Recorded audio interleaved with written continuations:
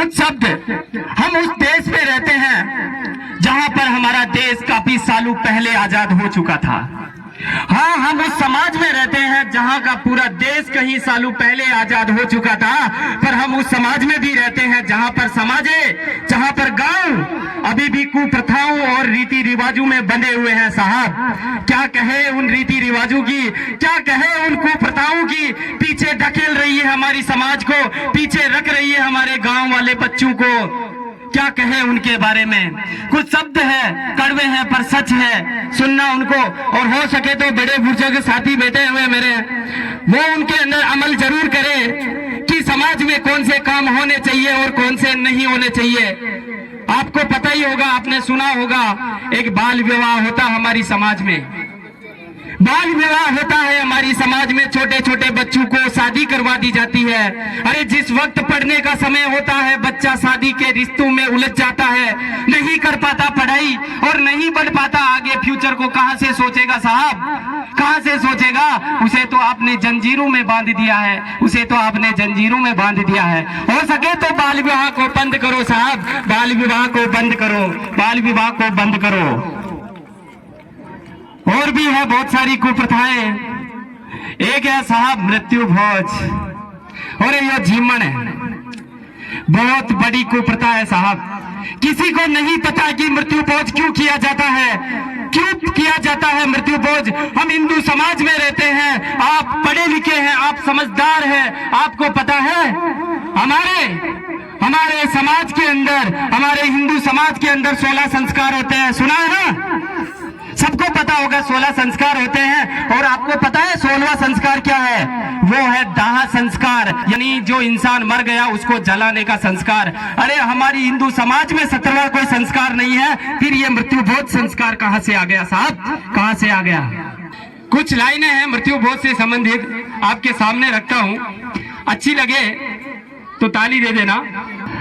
आज भी आदमी कौन सी सदी में सोया है, आज भी आदमी कौन सी सदी में सोया है। किसी ने माँ, किसी ने बाप, तो किसी ने जवान बेटा खोया है। अरे ये कैसी परंपरा है, अरे ये कैसी प्रथा पर हमारा विश्वास है, अरे ये कैसी परंपरा है, कैसी प्रथा पर हमारा भरोसा है। सच पूछो तो यार, हमने लाश पर भोजन परोसा है, हमने लाश पर भोजन परोसा है। और पता है, हमें तो समझ नहीं आता, पर प्रकृति भी हमें कुछ बताती है।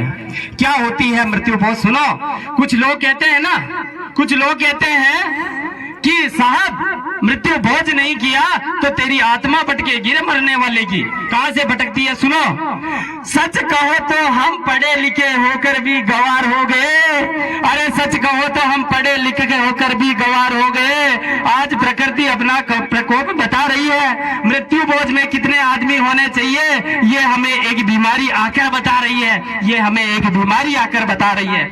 सुना होगा कोरोना का नाम, अरे कोरोना में मरने वालों का मृत्यु भोज नहीं किया, क्या किसी के सपनों में आया था मरने वाला कि मेरा मृत्यु भोज काहे को नहीं किया? नहीं होता है कुछ भी मृत्यु भोज से। ऐसे संबंध जोड़ने वालों को उनको समझाओ, रे मृत्यु भोज खराब है, मत करो इसको। और कुछ लोग कहते हैं ना कि मृत्यु भोज का और मरने वाले का तो सीधा संबंध होता है, सुनो वो भी। अरे ये आडम्बरू का कैसा मान है, ये आडम्बरू का कैसा मान है।